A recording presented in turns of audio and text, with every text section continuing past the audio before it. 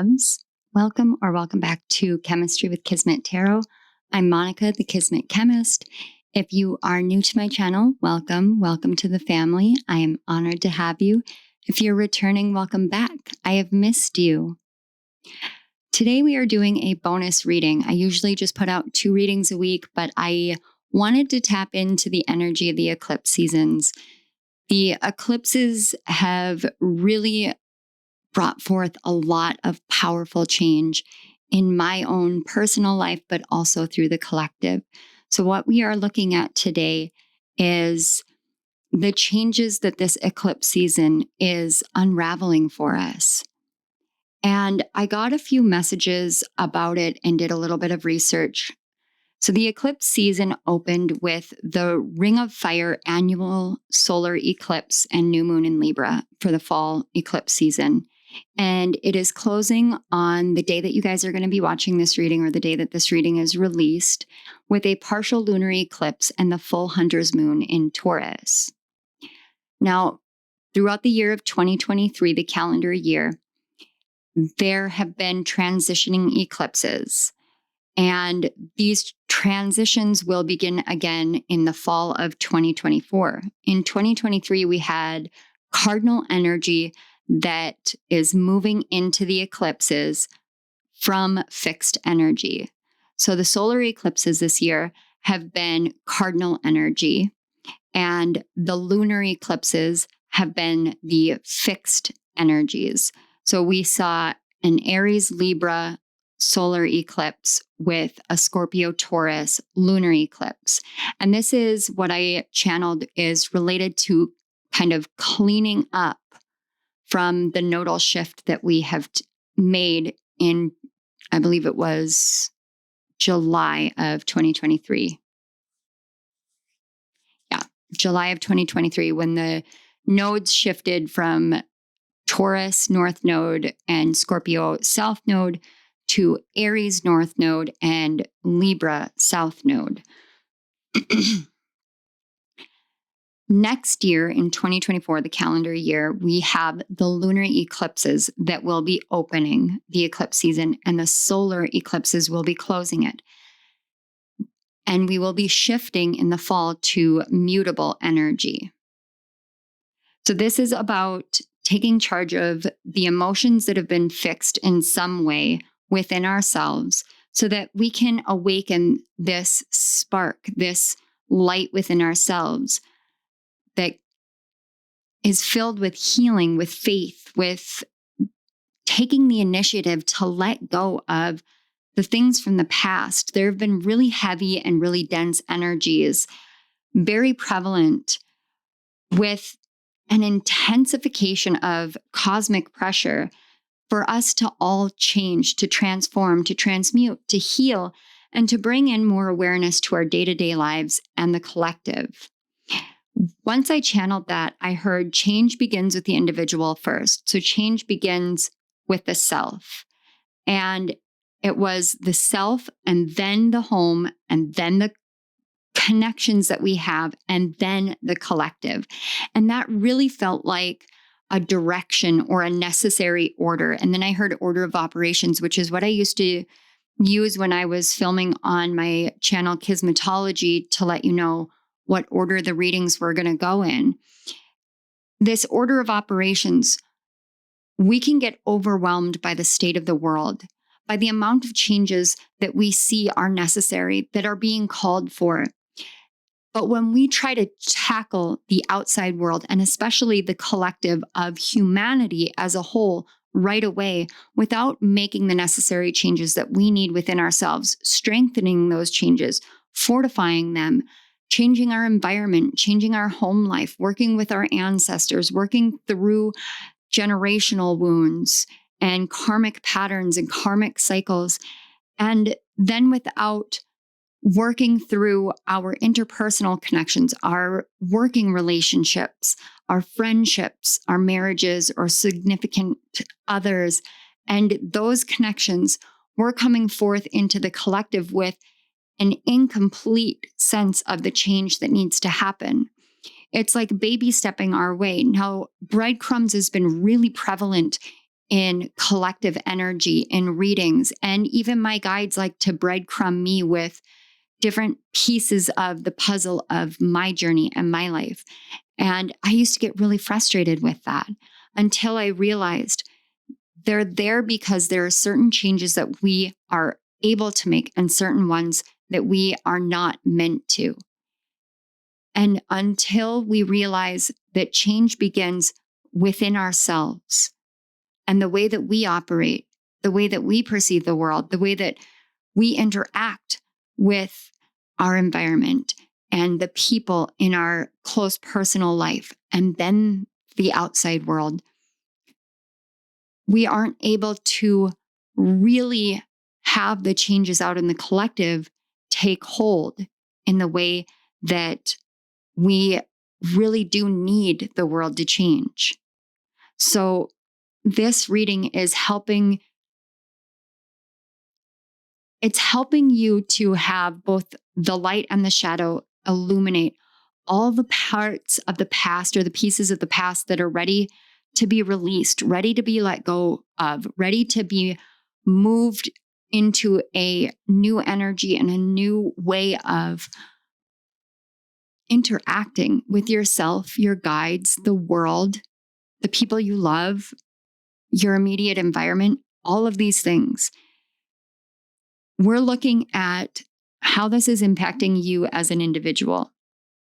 And because I'm doing a pick a card and it is collective energy per pile, I feel like that is such a beautiful take on what it means for each pile to have this be an individual energy, because this means there are a multitude of you that have an unraveling happening in the same kind of energetic arena.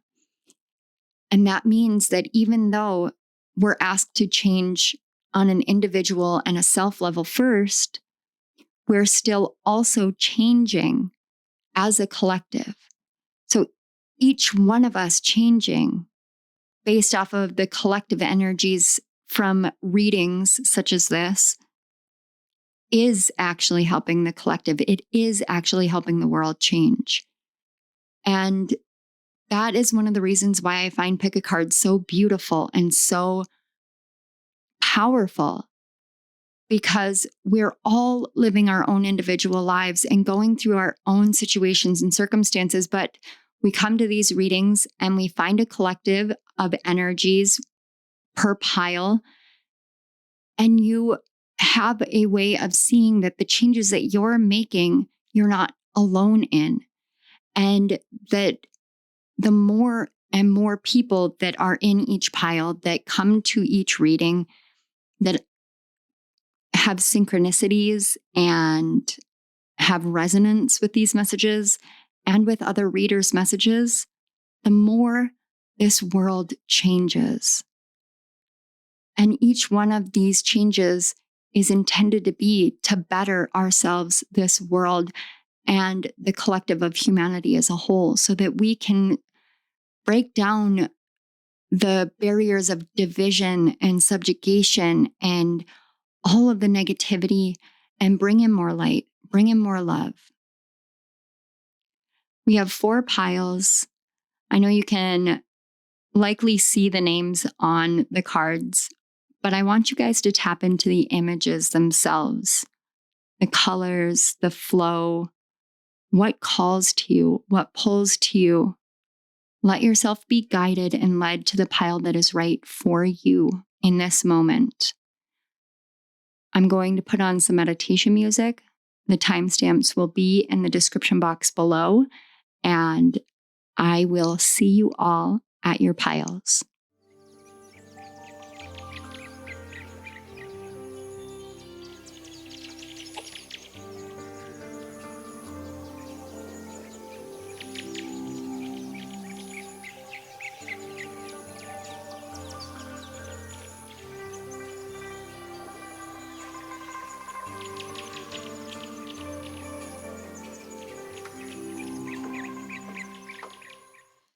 Hello, pile 1. If you chose the first card, this is your message about how the eclipses are changing your life. So you guys chose the card 1, which is the number 6. And I'm going to lift this up to show you. And this is such a beautiful card because when I look at this card, it's like this convergence of all these energies coming together, but they were once all completely formed into one, and now it has broken open, and it's broken open like the divine breaks open, like the divine breaks us open, and poured forth this beautiful golden energy. And in that, you can see a figure down at the bottom, and this figure represents you. So the messages, and I'm going to put this up here in case any of you want to screenshot and reflect on what the messages say. Trying to get it in there without pile 2s in there. So, all right. I'm just going to read this and then we'll get into the channeled messages. So pile 1, I was picking up the throat and the sacral chakra, which is funny because I was going to say the solar plexus chakra because of the colors on the card, but the sacral chakra came out automatically as I was writing. And then I heard, what does oneness mean to you? What does wholeness mean to you? Are they the same or different? Are you the same or different? And then I saw crossroads and I heard the word choice and ideas versus acceptance and then integration. So these are all just kind of separate words that were coming through. And the message that I got is we are all both divine and human. We are all always connected to the divine creator. This existence we are experiencing is a world of duality and polarity. Yet despite there being duality and polarity, both still exist simultaneously. You can hold the extremes within yourself without it destroying you, for you are both whole and one unique self. You are connected to all, and yet you shine a singular light. Now is the moment of transformation, the moment of precipice. The heart and mind balancing, the you were meeting, the you were meeting the you are becoming. You are both of these versions of self and neither at the same time. Let your awareness rise, your doubting surrender, and envision a golden pathway forward. Look to your heart, the signs always around, and trust in yourself to make the choice to trust. And I got a buzzword for you guys is choose. So I choose ... So fill in the rest with the calling, the desires, the passions, and the truth of your heart. Choose yourself, your life, and how your dreams will unfold. Choose to believe in yourself. So pile 1, you chose the card 1, but it is number 6. And 6 is the number of balance, of harmony, of unconditional love. It is also related to the Lover's card, which is the card of making a decision, making a choice. We make many choices in our life. Every time we make a choice, our path diverges. It splits off into 2 separate paths. One version of ourselves takes one version of ourselves takes another. And at the same time, because we are all one, we are all connected, we still learn all the lessons from both paths. But our rational and logical minds can have a hard time understanding this because it all occurs energetically. And when we don't have a tangible proof of the existence of this secondary reality, this other pathway that you're taking, dawning awarenesses, they can be hard to trust in. This is where doubt seeps in.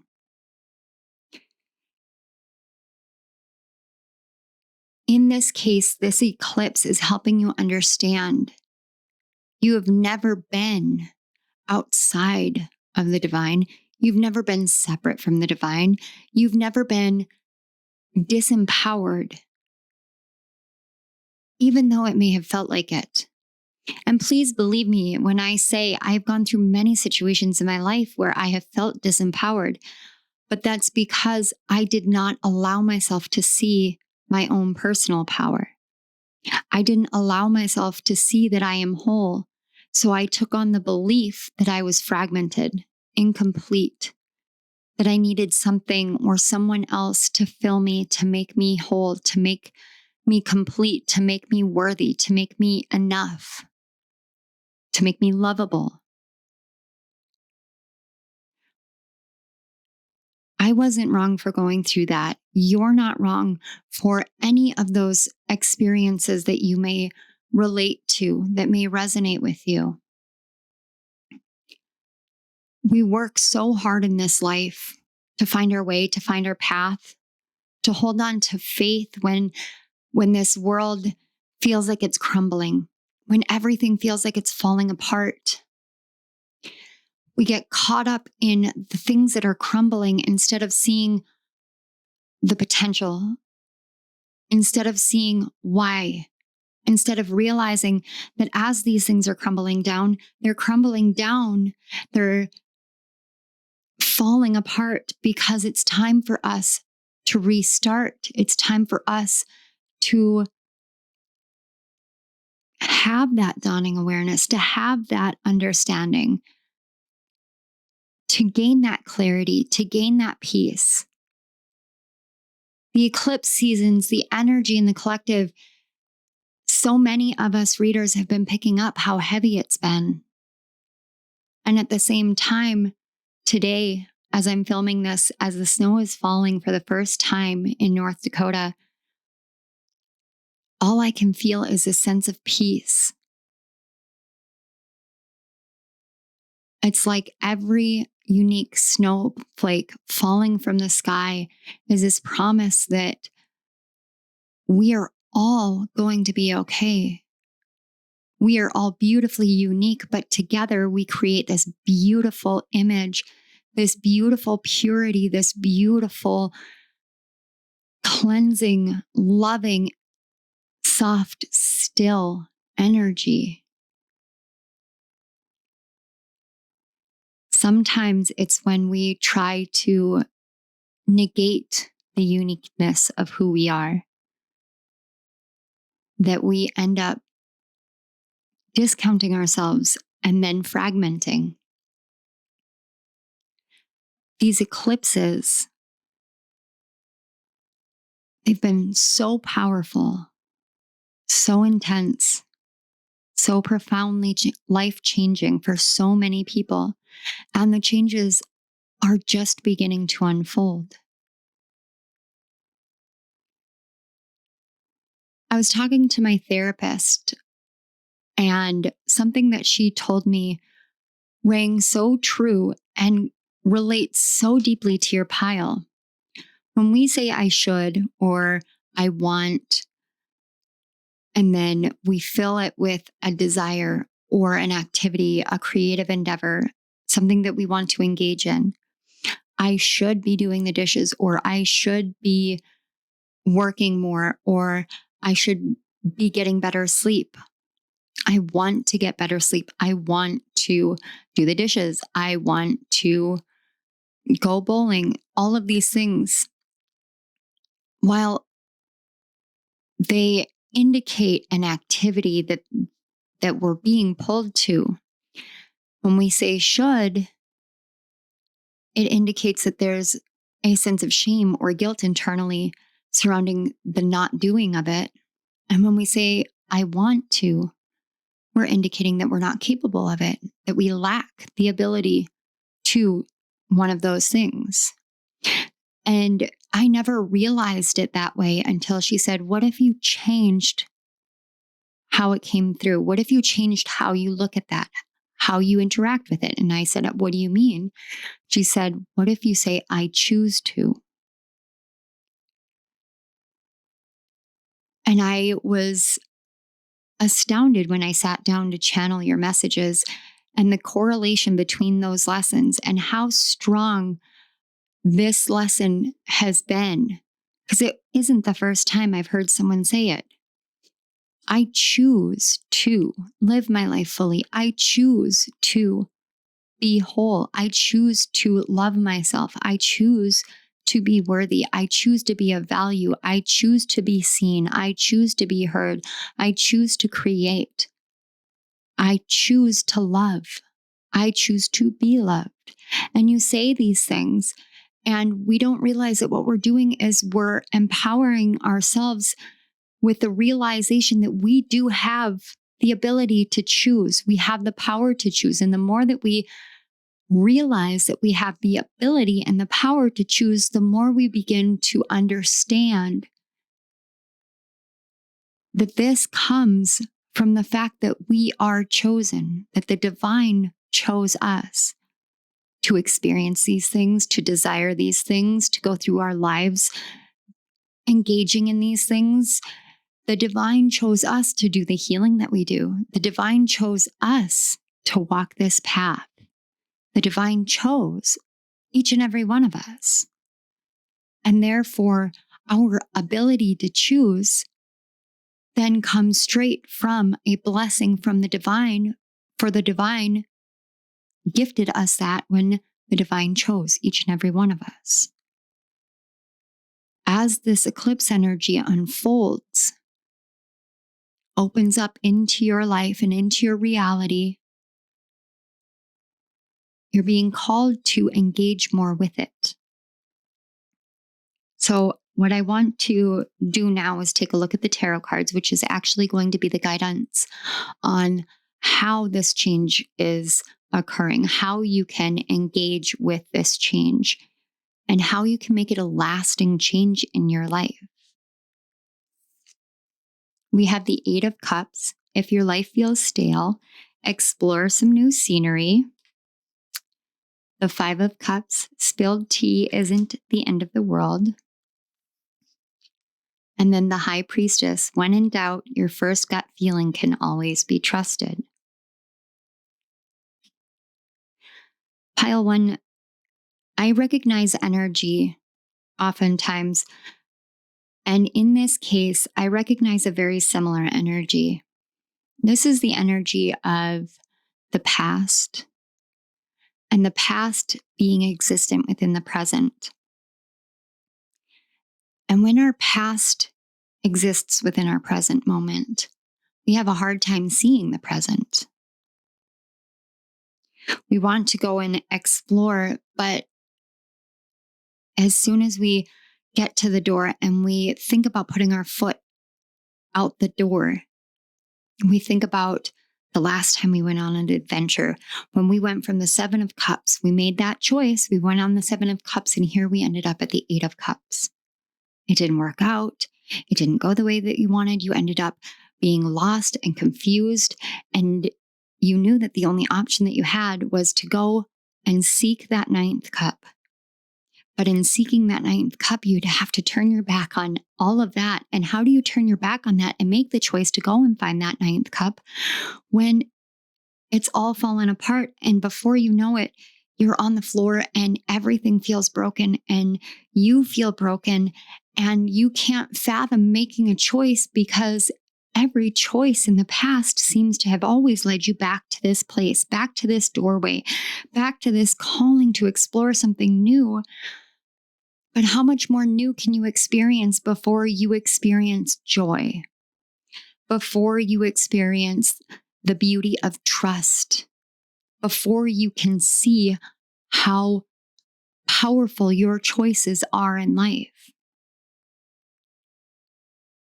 The way that you do that is by recognizing that voice that tells you, but last time, but this happened. What if this happens? What if we repeat this? What if this happens again? What if this person is like that person? What if this job is like that job? What if, but this already occurred.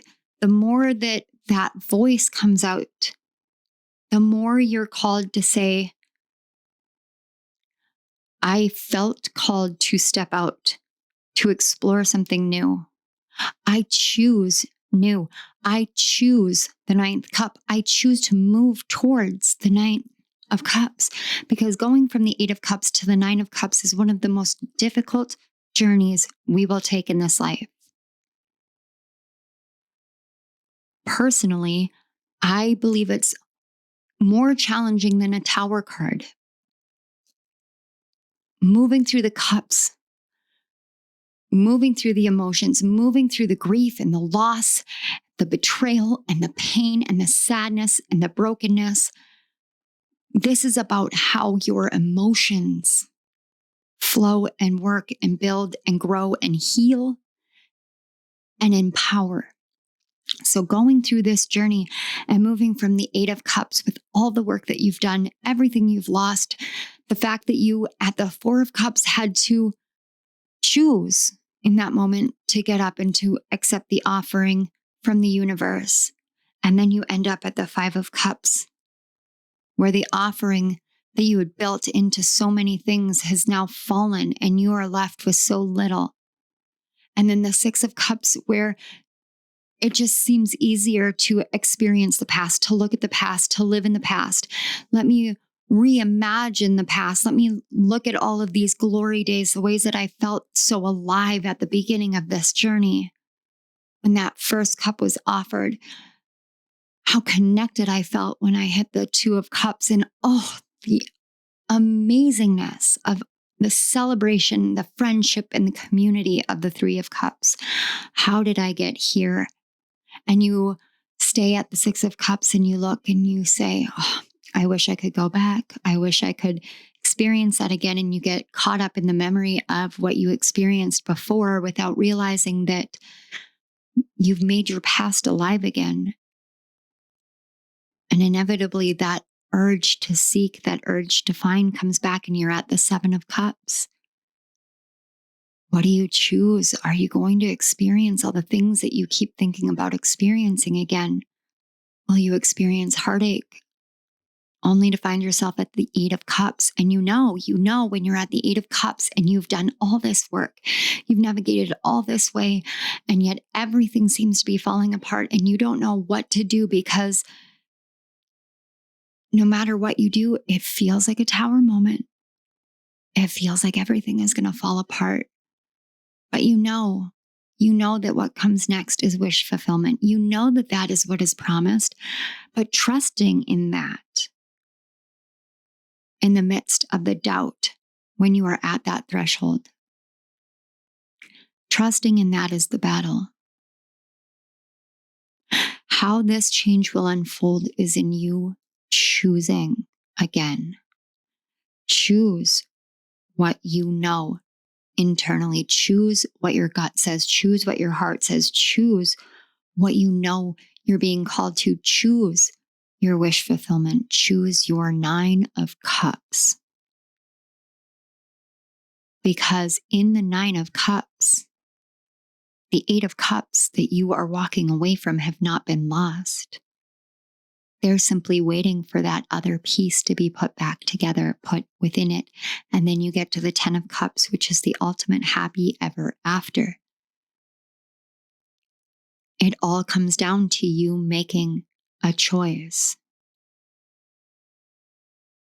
Choosing to trust in what you know within yourself. And it can be a hard thing to do. It can be hard to make that choice. This eclipse season is empowering you to see that the choices you make matter. They got you here. They led you on many journeys, through many lifetimes, through many experiences, and you carry such deep wisdom within you. And you can choose to access that. Sometimes it is as easy as saying, I choose to trust myself. This is going to unfold when you choose to fulfill your wishes, because you are worthy. So I want to get just some closing advice. This is from the Healing Waters Oracle, which is Rebecca Campbell's, I think it's one of her newest ones or her newest one. Oh, I love this. we have the sweet waters, sensuality, romance, enjoyment, fertility, and balance. The number 6. And then birth mysteries. What are you being called to create?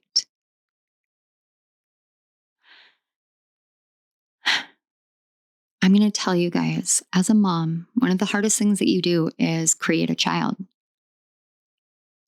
Being pregnant, going through labor and delivery, it was some of the most challenging things of my life. I almost lost 2 of my babies. I have miscarried 7 times. It's not easy.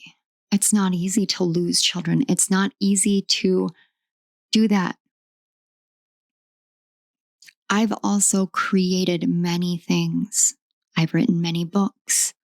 I used to have a blog. I created a different YouTube channel a long time ago, a couple of years ago. And then things happened and I doubted it. I doubted the path. I doubted myself. And in doubting that, I opened myself up for other things to happen. And so being called to create something new when you have gone through the pain and the trauma of losing creations that you love, or the creations that you love not being seen the way that you desired them to be seen. When you're being called to create, it can be incredibly, incredibly difficult to do that, especially with this energy.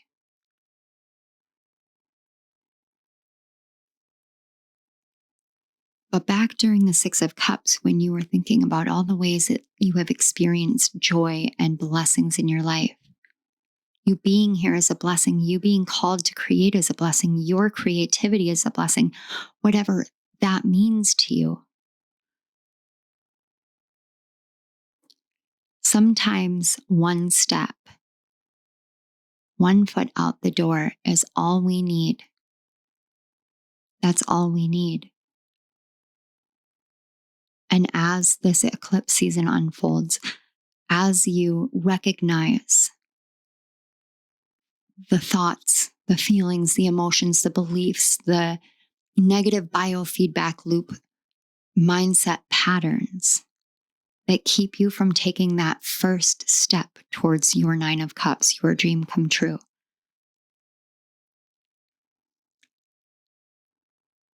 The more empowered you become to choose you because you are chosen already. The divine waits on the other side of that door. Divine walks with you, guides you, helps you, holds your hand, strengthens you, picks you up when you fall, and encourages you like the greatest cheerleader ever to create that 9th cup. For you will not find it outside of yourself. It exists within you when you choose to discover it. Pile 1, I truly hope that you choose yourself, choose this discovery, and choose to experience all the joy and all the wishes completely fulfilled for that 9th cup in your life. Pile 1, thank you so much for being here. Thank you to your guides, my guides, Great Spirit, Divine Creator, for such loving, beautiful energy. We're all flowing and working together, facilitating the connection between me and the collective of Pile 1. Thank you so much for Pile 1 being in this world. Thank you for choosing them. Thank you for empowering them. Thank you for walking beside them. And thank you for the promises you make to them. It is with the greatest hope in my heart that they trust and believe in themselves. Thank you.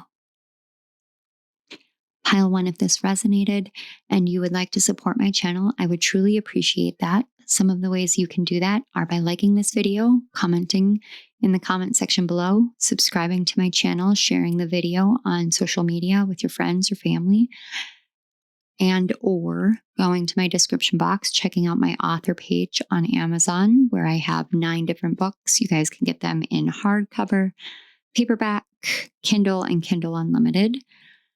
And there are also links to donate to my channel if you feel called. All of that stuff is in the description box. And this is where I leave you. I hope this eclipse season brings forth such beautiful changes, beautiful blessings, and your 9 of Cups. I love you, Pile 1. I will see you at my next reading. Bye. Hello, Pile 2. If you chose the second card, you chose the card Blood Angel and the card number 7. This is your message about how the eclipses are changing your life. So with the Blood Angel, I channeled messages, and I'm going to show you guys in case you want to screenshot the messages for yourself for your own reflection. And I'm just going to read them to you. And if you guys noticed, some of them have question marks because I'm not entirely sure what it means.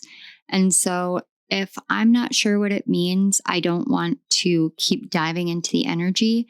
That to me is a sign that it's something for you to inquire about, for you to ask your guides about, or it is something that is meant to help spark an awareness within you. So with the Blood Angel, the first thing that I got was ancestry, genealogy, genetics, DNA. Then I went to the double helix, and then I saw dancers, like 2 dancers wrapped around each other, just like a double helix.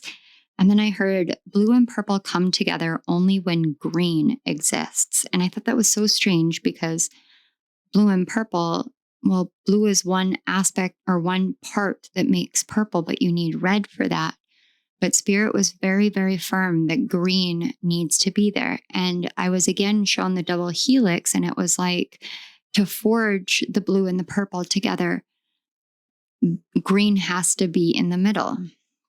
And then I got astrology and moon phases. And moon phases as the missing piece that exists within. And then I got Cancer and Scorpio coming together forms the sun. I just kept getting like the moon plus Pluto equals the sun. And I'm not entirely sure what that means. It may have something to do with your natal chart, or it may just have something to do with transforming your emotions helps you shine in the world. I'm not entirely sure. Again, that was another one of those question mark moments.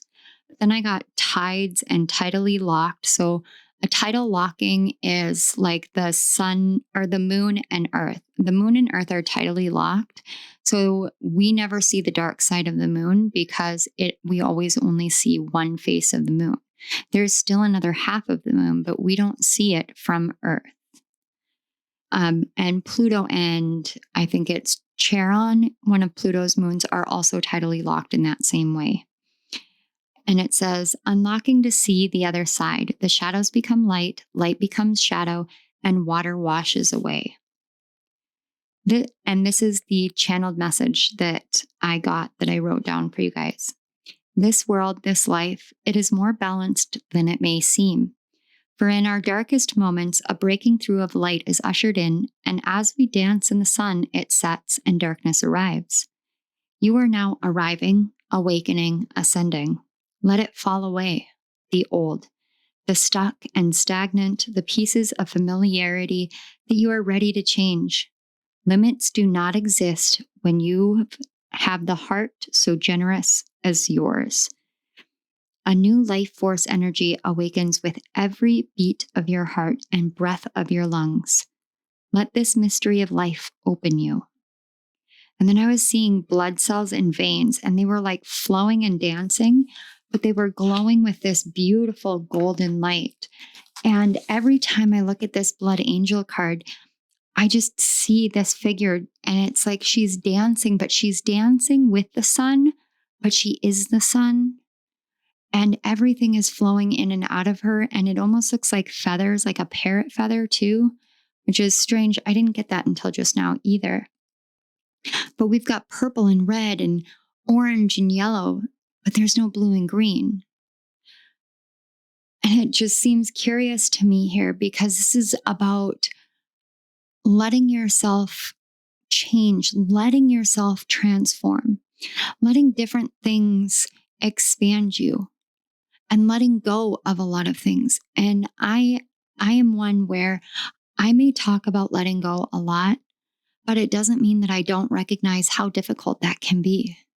When we have to let something go, when we have to surrender it or walk away from it, sometimes we're so eager to do it that we don't even think twice. Like this summer when I purged my house, I didn't think twice about 90% of what I threw away. And we took truckfuls of stuff that was just taking up space. It was sitting in storage. It was just stuff. And I realized this is just things. And I don't need these things because I don't need these versions of me that needed those things anymore. That version of me is ready to fall away. And when we do that, when we let those things go, where we purge, sometimes we're just ready, like I was. But after that, then we go into this in-between state of becoming. This eclipse season is helping you realize that you're ready to become. It's not that you're ready to walk into the state of becoming. It's that you're ready to become. You're ready to lift your voice. You're ready to express yourself. You're ready to feel free. You're ready to dance. You're ready. You're ready.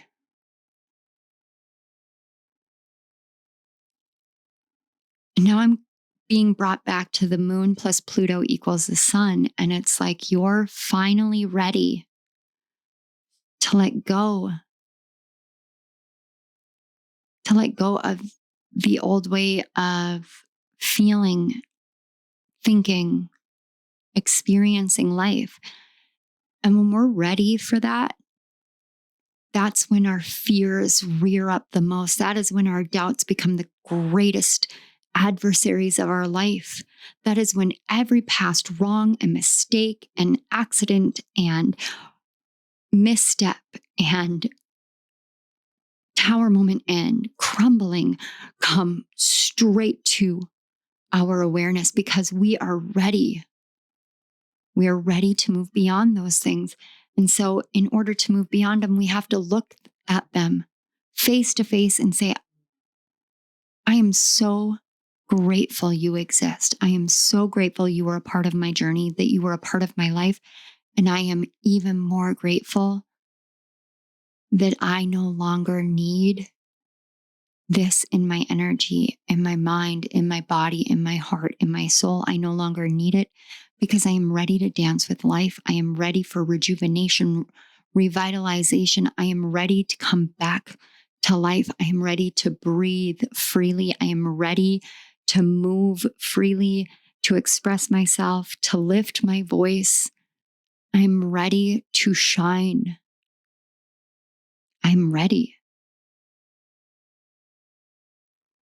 And then you become.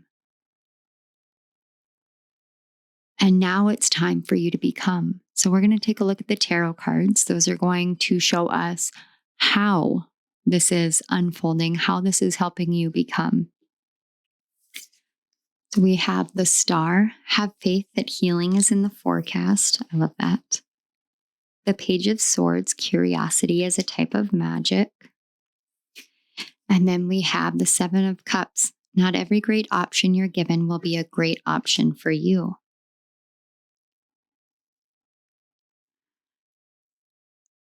There are many journeys that you've been through in this life, many paths, many stumbles, many possibles, many definitives, many experiences, many, many moments. And you are becoming. How you're becoming? It's by recognizing the messages in the world, recognizing the promises coming from the divine, recognizing when you look up at the stars are winking back at you, and you and the stars are both part of the same cosmic makeup, the same cosmic DNA. You both contain them. You're no different than what is out there, for what is out there is within you. And those are thoughts and theories. They're little wonderings that ask you to go for a walk, go out and find a little library, open it up and look at the books. What do the spines tell you? What are the spines telling you about your life? When we're kids and we ask why, we ask our parents so many why questions. They say something and we say why. Why is the sky blue? Why is the grass green? Why can't I have this? Why can't I do that? Why do I have to do chores? Why? And I know as a parent myself, you just, at some point, you've said the answer, or you don't necessarily know the right way to express the answer. And you just say, because I said so. And others of us ask why. And when we were kids, we were told not to question things. This is what you're told, so this is what it is. And the more that we're told not to question things, and the more that we're told because I said so, the more that we get small and quiet, the less curious we are. And as our curiosity dwindles, so too does our imagination. And when our imagination dwindles and we get really stuck in the pragmatism of life, we get stuck in the cynicism. Well, why should I bother? Why should I try? Why should I heal? Why should I believe? Why should I choose? Why? And as adults, we have all these why questions, but they come back as existential questions. Why would the divine put me through that? Why would I go through that experience? Why do we suffer? Why do we hurt? Why do we hurt others? Why is there war? Why is there genocide? Why is there disease? Why do people die? And we don't like the answers. We don't like the answers because they're true. We don't like the answers because they are seemingly incomplete. We don't like the answers because we don't like to acknowledge that we had to experience certain things in order to gain wisdom. Because why would we have to do that? Why couldn't we just gain that wisdom in another way? And then our curiosity feeds the cynicism. And it slows the blood and it slows the body because our energy is slowed. Because we stop wondering. We stop seeing the awe. We stop seeing the possibility. And so when we come to something like the Seven of Cups and we need to make a choice, every choice that we look at making has the possibility and the potentiality of pain. And then we start saying, well, why is that what the possibility is? Why is that what the potentiality is? Why is it that we would experience pain? Why is that the only option? Why is that the potential? And instead of getting curious about, well, what if I did this? Maybe I want to explore this. And we stop questioning and we start wondering. Imagine, if you will, that my life could take on a whole new energy. Imagine, if you will, that I dyed my hair blue, shaved half my head, and announced myself as a mermaid. And that's how I live my life.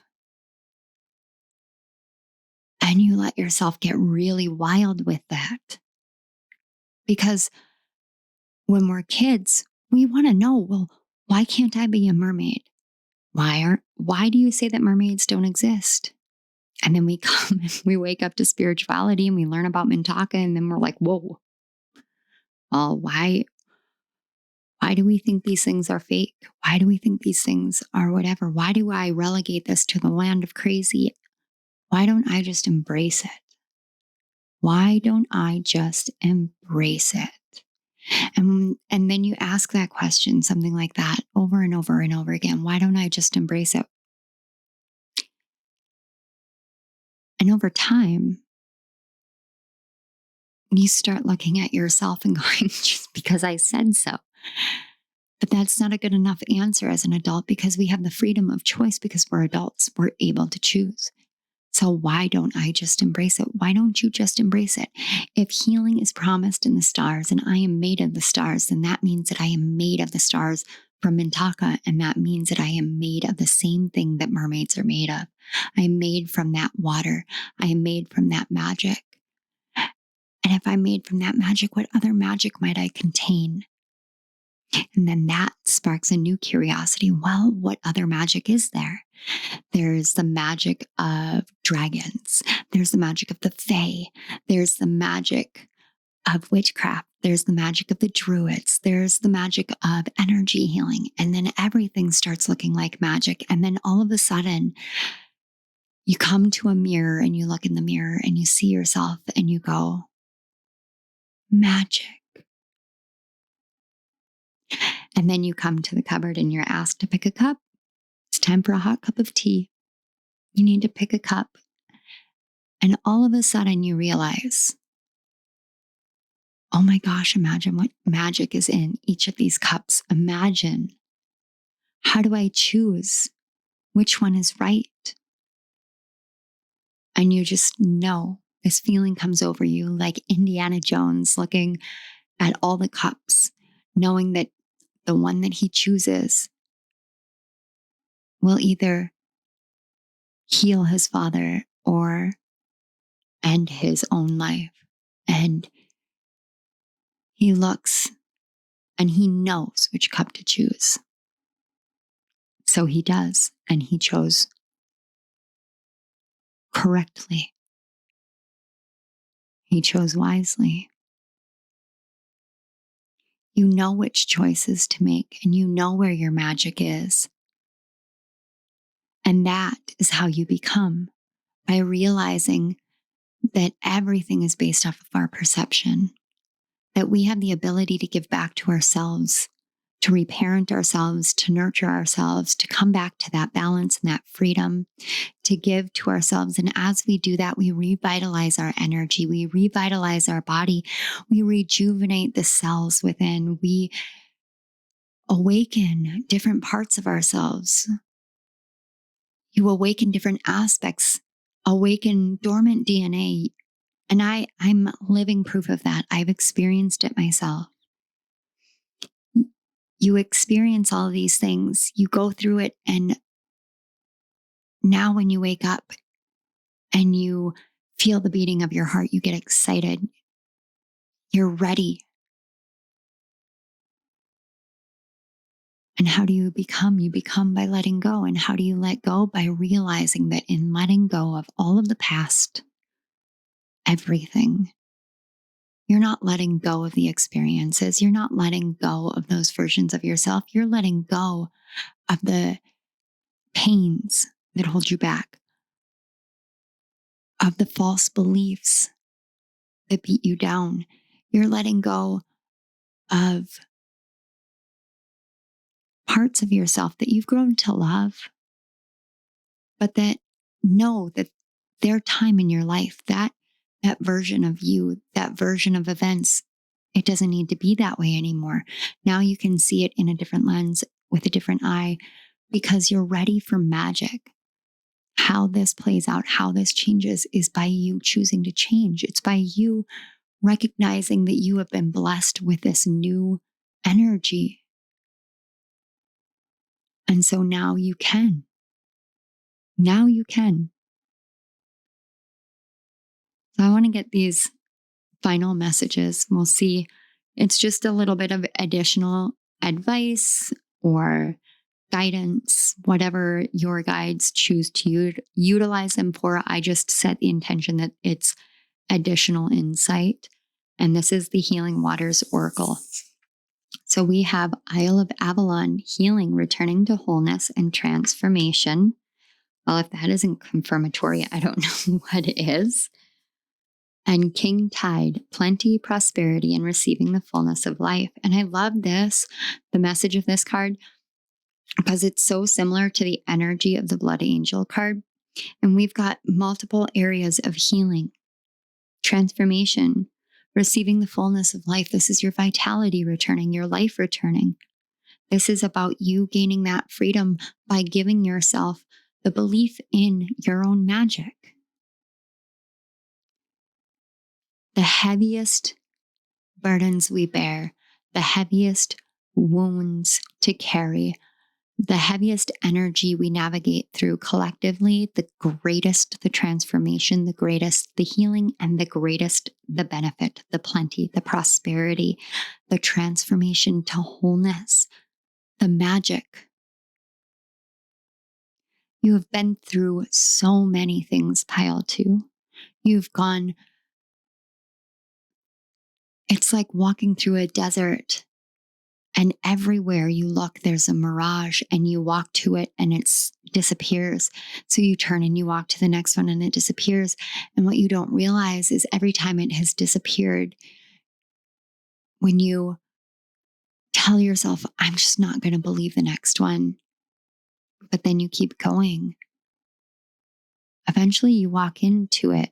You walk into the oasis and it's not a mirage. It exists. The Isle of Avalon exists. Atlantis exists. Magic exists. Mermaids exist. Why? Because you exist.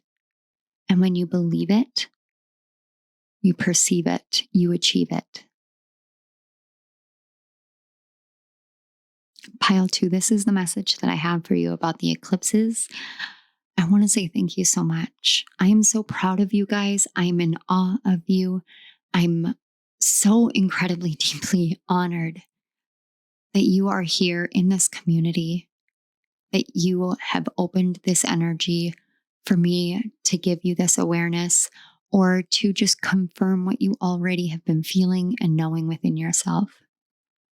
It is my greatest hope that this helps you. This revitalizes you in its own way, that it helps you see that you are seen, loved, heard, blessed, magical, protected. I want to say thank you so much to your guides, to my guides, the Great Spirit, the Divine Creator. Thank you so, so much for facilitating the connections between the energies of the collective of Pile 2 and my own. Thank you for these messages. Thank you for this wisdom. Thank you for this guidance. Thank you for this love. Thank you for this encouragement. And thank you for the existence of Pile 2 in the world. Thank you for helping them realize and remember how magical they truly are. Thank you. Pile 2, if this resonated and you would like to support my channel, I would truly appreciate that. Some of the ways that you can do that are by liking this video, commenting in the comment section below. You can subscribe to the channel, share the video on social media or with your friends and family. You can also go to my description box. In my description box, there are links to my author page on Amazon, where you can have access to any of my 9 published books. There's 3 self-help books and 6 astrological guidebooks, and they are available in hardcover, paperback, Kindle, and Kindle Unlimited, so please go and check those out. There are also links to donate to my channel. Any and all of these are really great ways to support my channel, to give a return on the energy. None of them are expected, but I really, truly appreciate you guys when you engage with this stuff. So without taking up too much of your time, I'm going to let you guys go here. From my heart to yours, I want to say thank you one more time. I love you all, Pile 2, and I will see you at my next reading. Bye. Hello, Pile 3. If you chose the 3rd card, you chose the card Commitment and the number 31. Here's the image up close for you guys. And this is your message about how the eclipse is changing your life. So I'm going to show you guys what I channeled for you in case you want to screenshot it if you want to work with it at all. I realize my thumb is in the way. Here we go. Okay. All right. So this is what I channeled. So I was looking at the image and I had a vision, and I saw a hand that was raising a cup as an offering and then sharing a drink. Then it shifted to waterfalls and doves and ravens, rainforest or jungle sounds, and a feeling of wildness. And then I started literally hearing monkeys and seeing jaguars. And then I saw a purple and white tiger. And it was walking through the forest or the jungle, like the rainforest or jungle. And I had this sense, this feeling. It was majestic, alive, wild, but it felt so real. And yet at the same time, unreal simultaneously, as though this imagery exists in and out of time and space. And then I got this message that a flame flickers when doubts are triggered. And an old adage was coming up about worry. Worry is like a rocking chair. It gives you something to do, but it doesn't get you anywhere. And the channeled message that I got for you said, when was the last time you looked around you and saw your life, your existence, your heart, all you have with the eyes of love and gratitude? Doubts are like gremlins. When they're small, they are loved, for they teach us of our personal genius and ability to overcome. But when we water them or feed them in the dark night, they overwhelm and wreak havoc. Why do doubts exist then? Why do they appear one way when they hold the potential for such destruction? Their destructive potential is equivalent, at least, to the constructive potential you hold within. When we force without trust and faith, we are watering and feeding doubt. Stop for a moment. Put the hourglass on its side. Embrace the stillness and let the present come back to you, steadying the flame. Ask for the next step. Ask for the clarity of the next step. Don't look towards the entire path, but just one step forward. Let the full experience of that step envelop you, mind, body, and soul. You are learning, relearning how to trust yourself. Give yourself the recognition and celebration of each individual step forward. As I was preparing to come here and do the reading for your pile, all of a sudden I had this huge surge of energy and this need to clear up energy and space in my house, to do some cleaning that I haven't done in months. I don't usually go down to my basement family room, and yet I felt so deeply called to going down there. And I went down there and I cleaned up and I tidied up. And I know my kids do that every day, but there's a significant difference between when mom cleans and when the kids clean, you know? And I came back upstairs and my tea kettle was whistling. So I made myself a cup of tea, and I just felt this sense of calm and clarity, this feeling like, okay, everything just feels right today. And it's been a very long time since I felt like this. It's what I like to associate as Taurian energy. And we do have the lunar eclipse in Taurus that this video is premiering on the day of. Taurus asks us about aesthetic, experience, the fullness of experience. We can commit ourselves to so many things and people in our life that we don't realize that what we're doing is we're piecing ourselves apart, giving here, giving there, giving here, giving there, believing that the commitments that we make to other things and other people matter more than the commitment that we make to ourselves. And all of a sudden, our life becomes so entangled, much like when a toddler tornadoes through your house and everything is a mess and you don't even know which way to go and where to step because there's Legos everywhere. And you know how much energy it's going to take, how much work it's going to take to clean all of that mess up.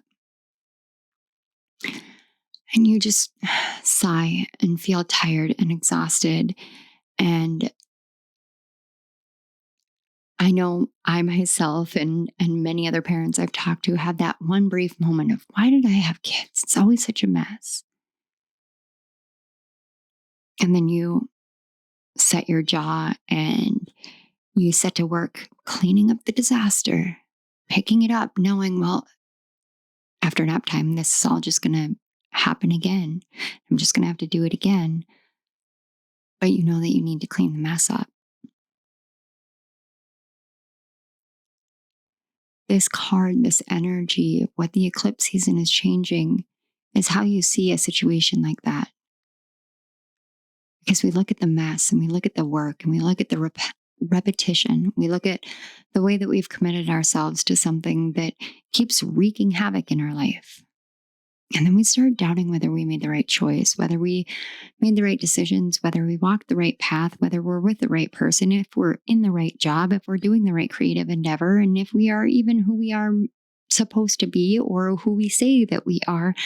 And more as we go through these things, we pull ourselves further and further away from our center and further away from ourselves. And in doing so, we pull ourselves further away from the loving voice, energy, and arms of the divine. We pull ourselves further and further away.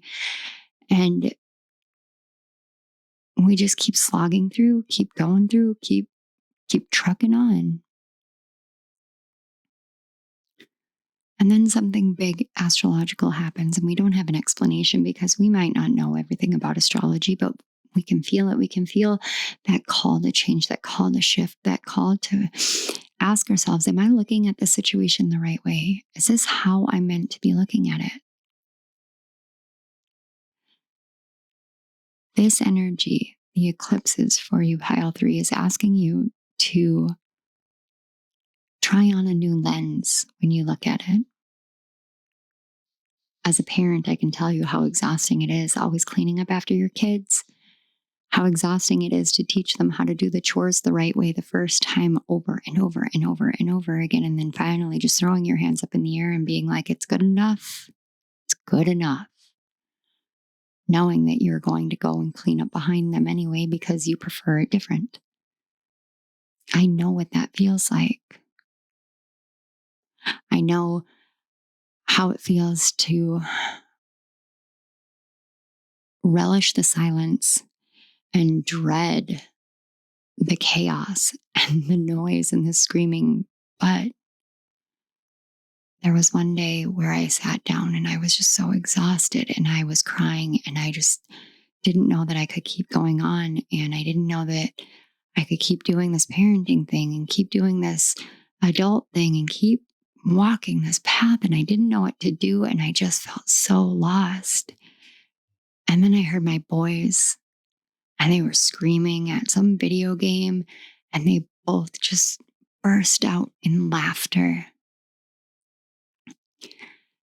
And as that laughter reached my ears, I thought, yeah, I can keep going. I can keep doing this. But if I keep doing this, I need more help because I need more me time. I need more time for the things that bring me joy. I need more self-care time. I need more balanced time. So I need to speak up about that. Whether you're a parent or not, this is about recognizing that it's nothing more or less than allegory here.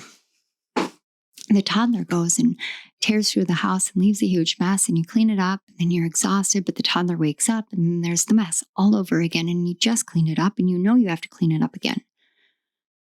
But how joyful is that toddler playing with all the toys and experiencing all the different ways that his imagination or her imagination is coming to life and all the different ways that they're expressing themselves. And it's such a wonder. It's such a wonder moment. And we forget that we were that toddler at one point. That's what this card is talking about. That's what the energy here is talking about. I don't know what it is with pile threes, but Willow is whining again. I'm going to go let her out. I'll be right back.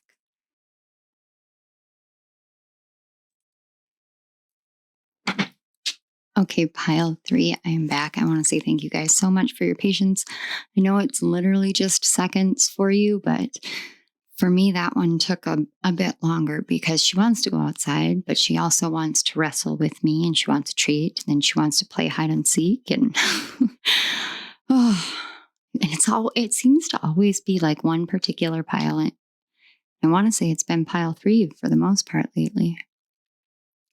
Anyway, let's get back to your message. So this card, this energy, the eclipses, they're bringing up this awareness of how we're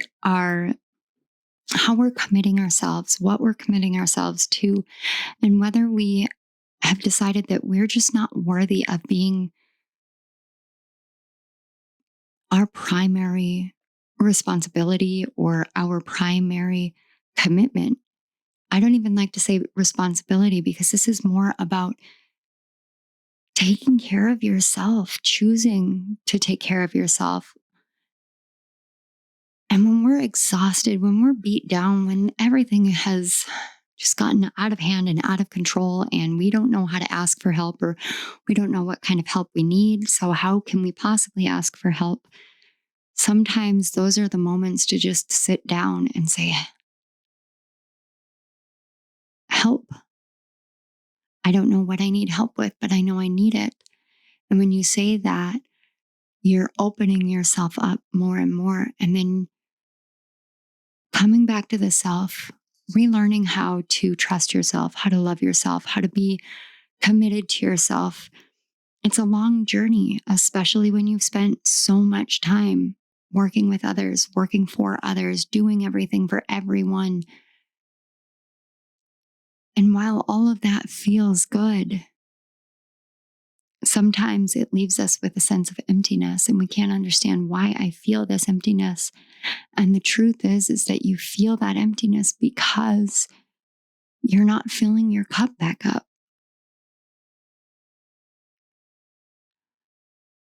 One step at a time.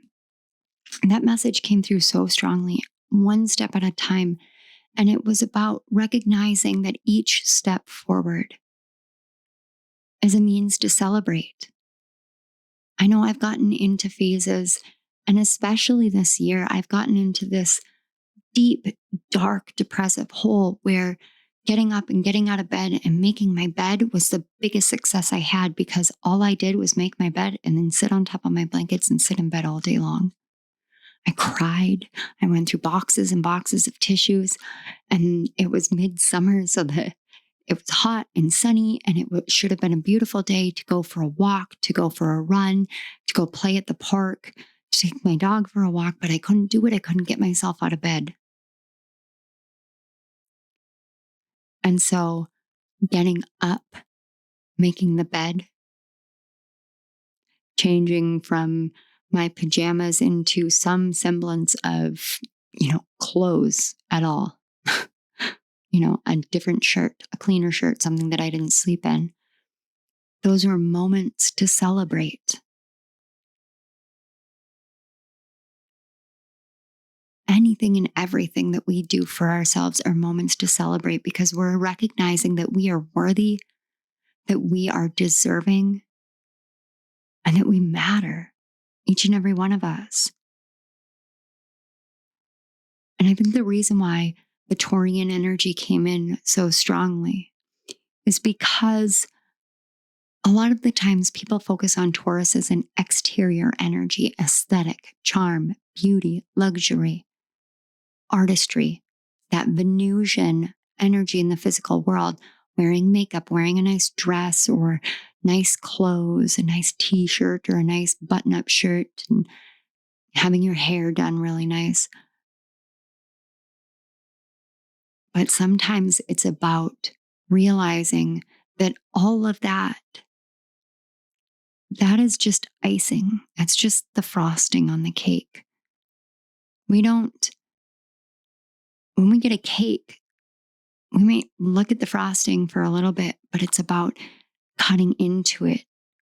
It's about the experience of eating it. It's about what's on the inside. And so we forget that. So we put icing on ourselves more and more and more.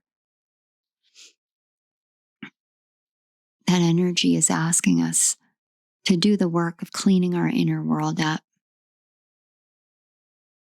The places we don't like to go, the places we avoid. I avoid my basement because that's where the boys play. And they're very loud when they're together. It's like crazy. But this eclipse season is helping you celebrate every step of the journey, including just getting out of bed. How is this unfolding? Let's take a look with the tarot cards. We have the 8 of Wands, light a fire underneath your cauldron and go, go, go. 3 of Swords, it's okay to cry. And the Moon, taking time for deep reflection is essential. Right here. Let your emotions out. How is this changing your life? It's changing your life because it's helping you to move in the right direction. It's helping you to have that motivation to move in the right direction. And how do we do that? We do that by letting our emotions out, letting all these feelings that we keep bottling up and penting up, because if we feel it, then we might blow up, then we might blow our life up. And the thing that we don't realize when we do that is we're essentially doing that because at some point, when you shove Mentos inside of a Coke bottle and you put the cover on, it's going to explode. Let yourself cry. Light that fire underneath you and say, you know what? I need to feel everything. I need to feel it all to get through it, to get beyond it. How do I do that? I get it out. I cry it out. I scream it out, punch it out. You know, when my daughter gets really upset and really frustrated and really anxious, we go to the dollar store, we buy glass dishes or ceramic dishes, and she goes in the back alley and she breaks them. $12 and she gets her aggression out. I watched a TikTok of a frustrated mom and she had a baseball bat and she was beating a pumpkin, just beating it with the bat because she needed that expression. She needed that outlet. When we open the floodgates, sometimes we can start feeling like the deluge is going to overwhelm us. We're not going to get out of it. We're going to be in this forever. We're going to be stuck in this forever. These tears will never end. This sadness will never end. This brokenness will never end. And I know that feeling. I know that despair. I know that desperation. I know that depression. I know that feeling. I know that overwhelm of, I just keep cleaning it up and yet it keeps happening. I keep going, but I am so tired. I am so beat down. I am so exhausted. How am I meant to keep going through this? Why? Why would I keep going through this? And as these questions come up, as these emotions come up, and you are expelling them by experiencing them, instead of pushing them away or psychoanalyzing them and separating them as though they aren't a part of you, realize that your emotions are an indicator of an experience in which you are transitioning, and allow yourself to really reflect, to get really honest with yourself. I always say self-honesty is one of the hardest things, because we can be our own worst critic, but do we build ourselves up easily? And in this day and age, there are so many people, especially in the spiritual community, who talk about egotism, an egotistical nature, ego-driven everything. And they don't realize that the ego is the persona. And so we start building this framework that if I build myself up, if I believe in myself, that I'm being egotistical and I need to not do that. And then you're actually feeding doubt again. More and more and more. You have the ability to create such a beautiful life for yourself, a beautiful world, a beautiful existence, but it's about committing to that. When we commit to our own healing journey, we have to slow ourselves down. So this is unfolding by giving you the grace and the space to cry, to reflect, to expel, to purge, journal, meditate, create, purge, throw a bunch of stuff away. Do what it is that you need to do so that you clear that internal and external, and you sit down. And I know Lexi from Lexi the Leo has talked about this. And I know I've had the exact same experience where you go through this part of your spiritual journey and you're getting rid of everything that you ever connected with or identified with. And all of a sudden you have bare walls and they're all white and you can do nothing but cry because there's nothing there. But at the same time, there's a part of you that knows that this is now a blank canvas. For me, that helped me come back into my emotions when I wasn't able to access them because I had felt so hardened by the world. And I sat in that room and I had three yellow walls and one white wall. And I had that one wall left to do. And I just cried. I cried and I was reflecting on my life and how I viewed things. And I just sat for hours crying. And it was one of the most beautiful things because my husband walked in and he looked at me and I was crying my eyes out.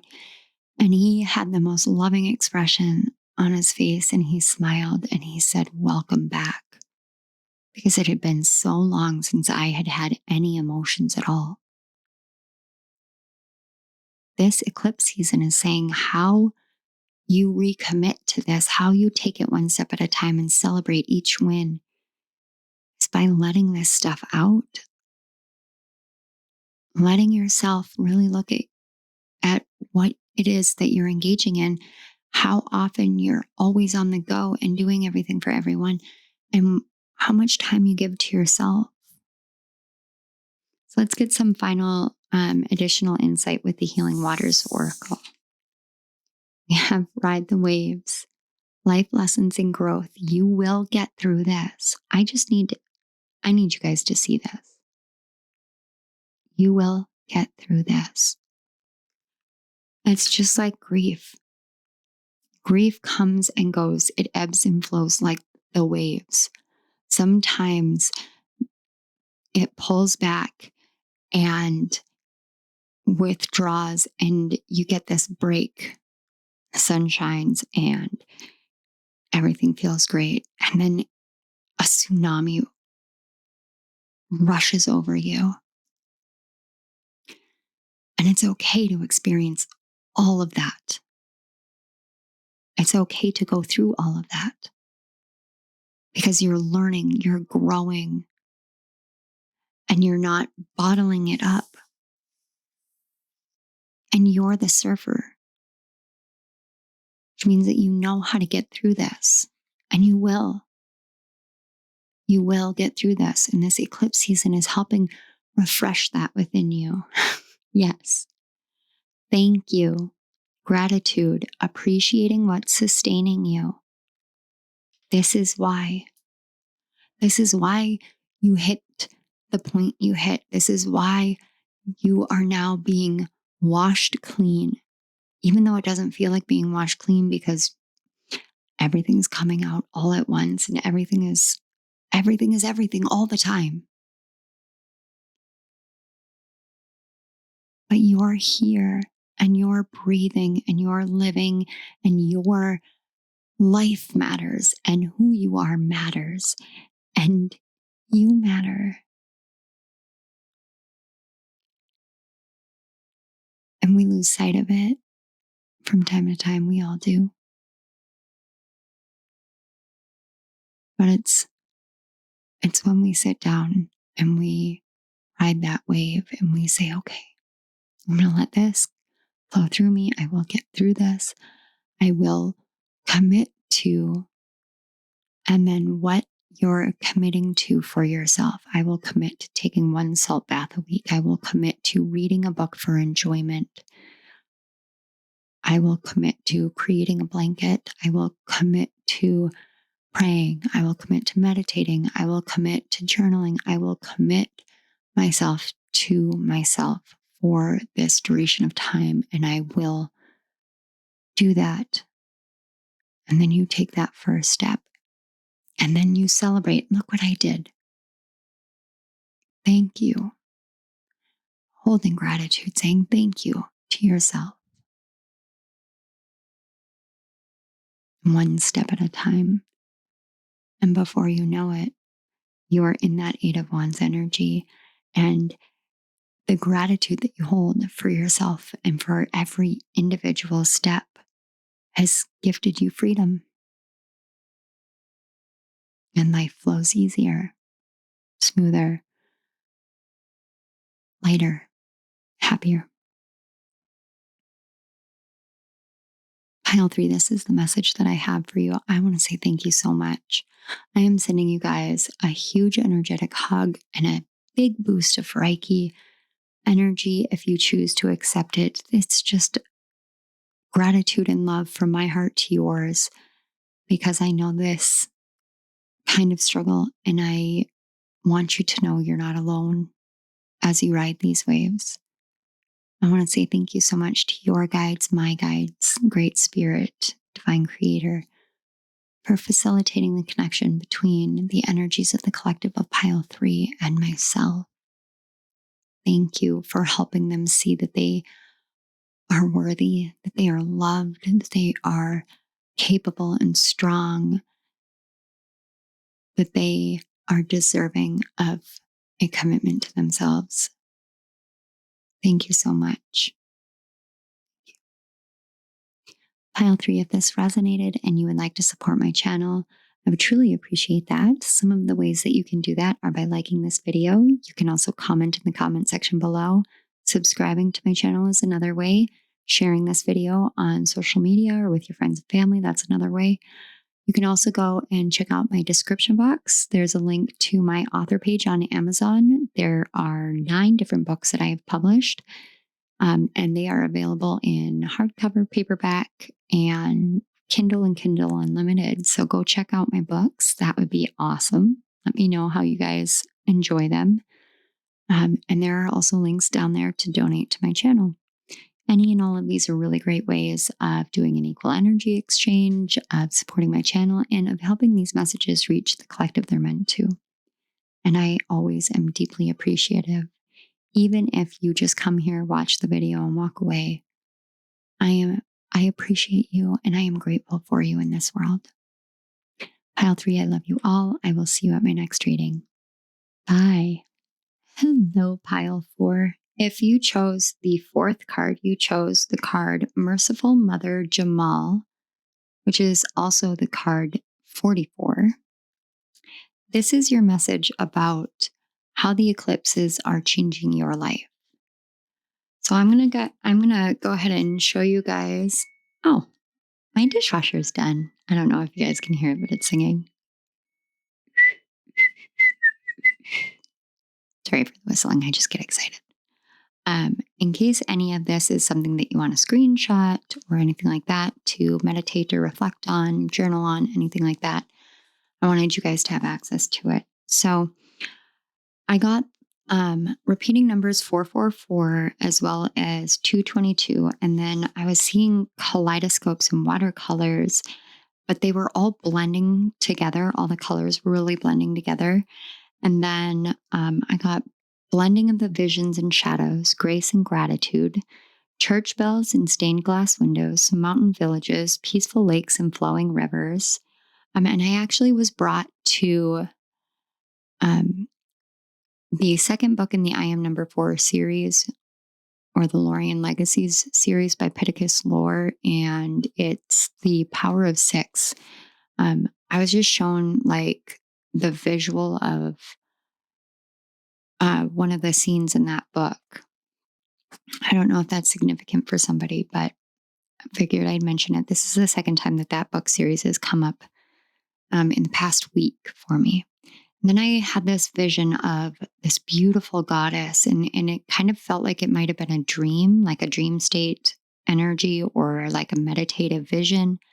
And she had the golden, like really long, wavy golden hair, and her eyes just had exuded this kindness, this feeling of kindness. And her skin was the same thing as the kaleidoscopes and the watercolors. It was the color spectrum just flowing continuously. So there was no fixed color to her skin. It was all colors at the same time.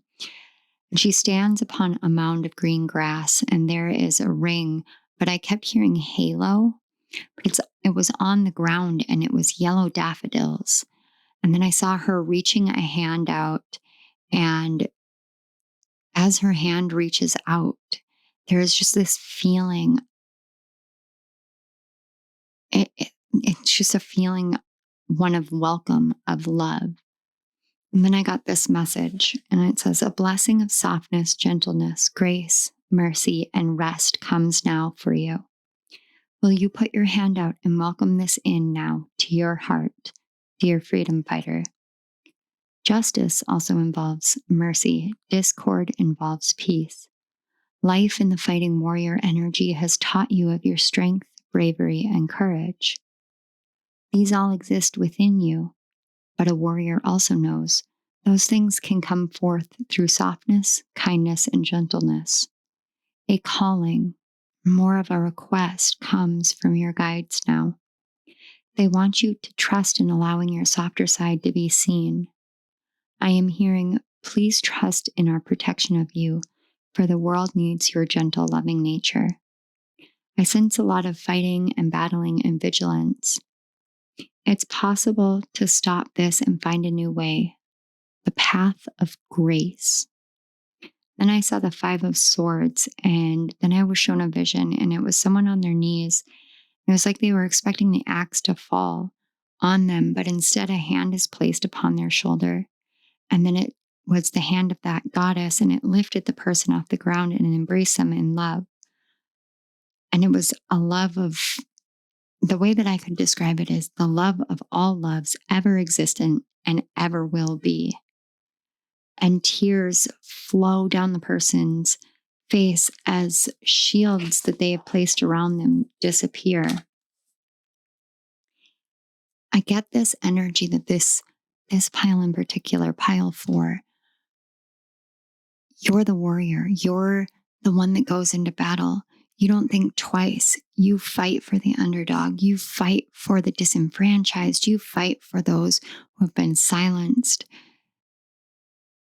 But we get into that fight mode and we forget how to soften ourselves. And so we start seeing that everything in life has to be a fight. And when the goddess comes in, when she reaches her hand out, and we choose to take her hand, we choose to accept that hand, walking into that halo of daffodils, shields falling down, we're expecting to be betrayed. We're expecting to be deceived. We're expecting this to be a fabrication or an illusion.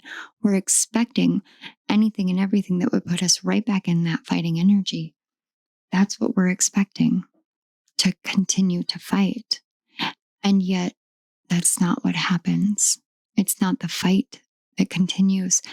And instead, we have to learn a new way of operating in the world. We have to learn how to take all of the skills and all of the bravery and all of the courage and all of the fight that we have within us and channel it into softness, into gentleness. And it can make us feel like we are wild animals or feral animals. And we're supposed to be tamed and we're supposed to be domesticated. But how in the world are we supposed to do that when all we've ever known is fight? How are we supposed to be calm? How are we supposed to rest when all we've ever known is fight? How can we trust that the fight is done, that we have fought long and hard, and that we can put our battle swords and shields down, that we can trust that we don't have to constantly look over our shoulder and protect ourselves? And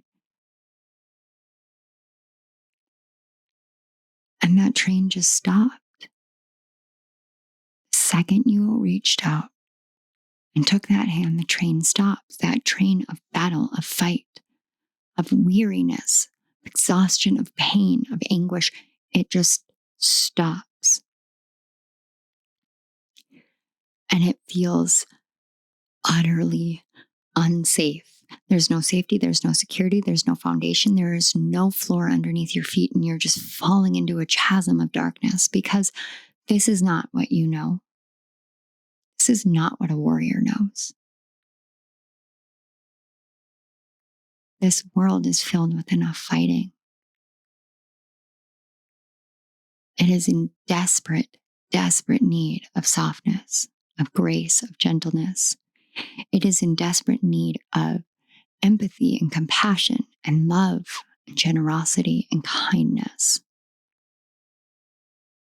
Pile 4, I am somebody who is kind to a fault and generous to a fault. And I have had people in my life tell me that they don't know people like that. They've never experienced generosity or just genuine kindness the way that I show them. I actually had my assistant manager when I worked at Planet Fitness tell me that because I asked him about his wife's surgery and got her a get well gift. And I can't fathom that. There are people walking through life that don't experience somebody who just cares because they care. At the same time, I've had someone tell me that my kindness and my softness and my gentleness and my openness was going to get me hurt. People were going to take advantage of that.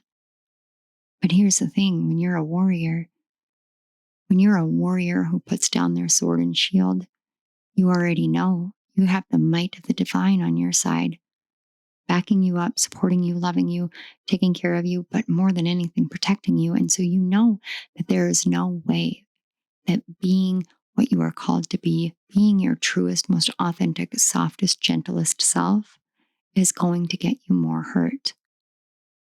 And the only people that say this is going to hurt you, people will hurt you, you can't be this way with the world, are the people that are afraid of that part of you because they don't understand it, they don't believe it's possible, because they want to prove that this world is a dark, terrible place and there is no hope or optimism because they have lost that for themselves. And so the best thing that we can do is not to fight back against them, but rather to just keep shining that true authenticity out.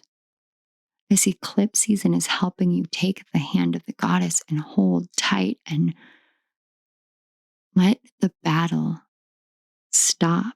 Let the fighting stop. No more striving, no more surviving, no more clashing of swords or wills. Now it's about mercy and gentleness. It's about forgiveness and compassion. It's about grace. When the blessing of grace comes into our life, it is such a beautiful thing. And eventually you are able to see that the battle taught you to be courageous in the face of doubters so that you don't become one. To choose how to fight, where to fight, and whether you want to even define it as a fight rather than a journey, an experience, and just being who you truly are. So let's go ahead and find out how this is unfolding for you. We're going to take a look at the tarot cards for that. But give me one moment, guys. Okay, so we are going to get into the tarot cards. I had a phone call from my husband, and we have a huge snowstorm today, and he's off going to pick up the kids, and I just needed to make sure everybody was okay. So let's find out how this is unfolding in your life. So we have the Emperor. Being the authority of your life comes with a lot of responsibility. The Queen of Cups, honoring your emotions is one of the highest forms of self-care. And then we have the, wow, powerful cards, pile 4. The King of Pentacles. True success isn't just about money. It's about happiness too. Okay.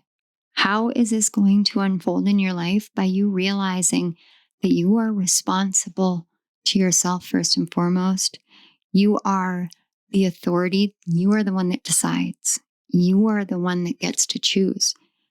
It's about bringing into balance the divine masculine and the divine feminine, honoring your emotions, honoring your path, honoring the responsibility to move in a different way. And we can label it as responsibility, of course, but that's more for our soul, our essence. It's our souls feel the responsibility to help teach who we are in this life, the better way to operate, the better way to move. And we can feel like we don't have enough. We don't have enough wisdom. How can we have all of this authority in our life? I was just battling. I was out there on the battlefield. I was slinging swords just like everybody else. So how am I supposed to soften now? How am I supposed to trust putting all of that down? I'm so afraid. And when you realize that, when you realize how it makes you feel, it's okay. It's okay. Shifting from fight to living, to calmness, to gentleness, switching from one operational mode to a completely oppositional one can feel like the most frightening thing that we could possibly do. Absolutely terrifying. But you are worth it. You are worthy of it. And that's what you're being called to do, to change, to experience, and to live through is the truth of the value that you bring forth of all that you contain within yourself. You have had lifetimes of experience, but in this life alone, you have experienced so many different versions of yourself and different forms of yourself, and you have fought for yourself so many times that you have experienced so many lifetimes in this singular lifetime that now is the time for you to realize that, you know what, maybe it is time for me to do something different, to do this a different way, to open myself up to a new experience, to a new way of being. Maybe that is what this is. And the eclipse is awakening that within you, is saying, okay, you can do this. Why? Because you don't have to go out and fight the world and battle for this and battle for that, because success doesn't have to be about fighting. Just like it doesn't have to be about money. Success is about how you come forth into the world as your most authentic self, as your most genuine energy, your most genuine nature, about hearing the calling from your heart, from your soul, but also from the exhaustion of battle, weariness, and saying, okay, I'm not going to do this anymore. I'm going to shift. I'm going to switch. I'm going to change. And these eclipse seasons are setting up the foundational energy for you to be able to do that. While the rest of the world is dealing with this heavy blanketed exhaustion, anxiety, worry, stress, you realize that what's the point of feeling all of those things? Those aren't getting us anywhere. They're not helping us. They're not advancing us. These fighting, these battles that we do, they're just not helping anymore. So what do? I soften and I get gentle and I get kind and calm, and I'm graceful and I am gracious with myself, and I let myself have a new start, a new beginning. I step forward into that ring of daffodils and I choose to soften who I am, how I am, and how I interact with the world. And I just saw 333 on my clock. So we've got 222, 444, and 333. That is powerful energy, pile 4. Incredibly powerful energy. So let's get some additional insight here for you. We have cleansing, releasing the old, energetic tune-up, and new beginnings. Exactly. Let it rain, allowing what is, inevitability, and trust. I love this because those both speak exactly to what your guides and spirit are saying here, is that stepping into a state of trust and allowing yourself to shed the old, shed the armor, shed the battle gear, shed the shields, and then shed the tears that need to be shed for all of the fight that you have put forth into the world, for all of the ways that you have had to cut others down or cut yourself down. And I don't mean that in a like cutting them down in a bad way, but like cutting through the illusions with a sword of truth, because that can hurt. It can be painful. And we harden ourselves because we're battling and we're fighting. And we keep hardening ourselves because there's always another battle. There's always another fight. And now there's no more battle and there's no more fight. So what do? You let it go.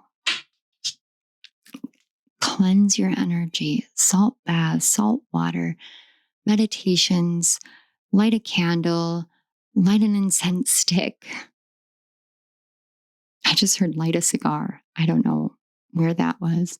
It's like a celebratory cigar, like how they did it back in the day when a baby was born and suddenly it meant that the men had to smoke a cigar. It's like going into the drawing room and sitting down and realizing that the business side of the day is done and now it's just time to relax. And we forget what it's like to relax.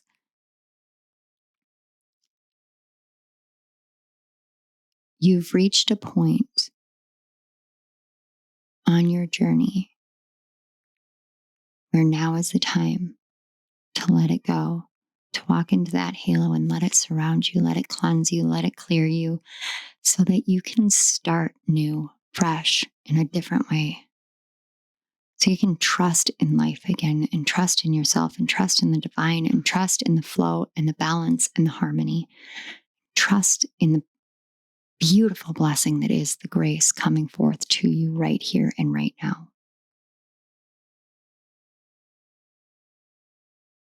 All you have to do is reach your hand out. All right, pile 4. This is the message that I have for you about the eclipse season. I truly hope it resonated. I want to take this time to say thank you so much for being here, but I also want to say I am incredibly proud of you, and I can feel the pride from your guides, from your angels.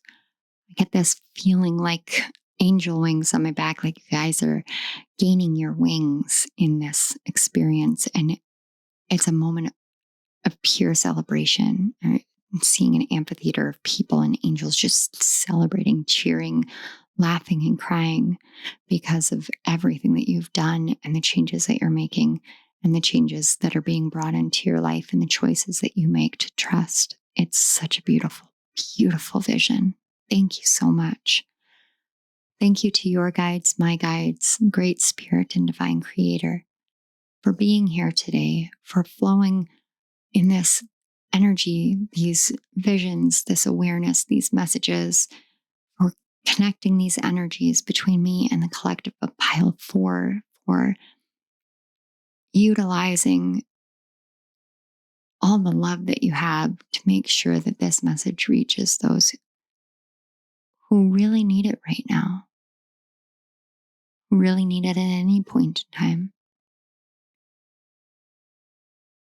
Thank you so much. I pray that this message spreads through the collective of pile 4 so that they can see how safe it really is for them to let this side of themselves out, this beautiful, loving side of themselves. May they feel the loving, warm embrace of that gift of grace. Thank you. Pile 4, if this reading resonated and you would like to support my channel, I would truly appreciate that. Some of the ways that you can do that are by liking this video, commenting on it, subscribing to my channel. You can share this video out on social media with your friends and family. You can also go and check out the description box below. In the description box, there are links to my author page on Amazon, where you can access all 9 of my books. They are available in hardcover, paperback, Kindle, and Kindle Unlimited. Go check those out and let me know how you guys like them. I would love some feedback. And you can also find links to donate to my channel down there. So these are all great ways to help this message reach the collective, to support my creativity, to support my books, to support my channel, and to support me. And it's really always very appreciated when it comes in. I don't ever expect it. It's not a requirement. I just want to mention it. Pile 4, you guys are amazing. I'm sending you guys a huge hug. I love you all. Thank you again for being here. I will see you at my next reading. Bye.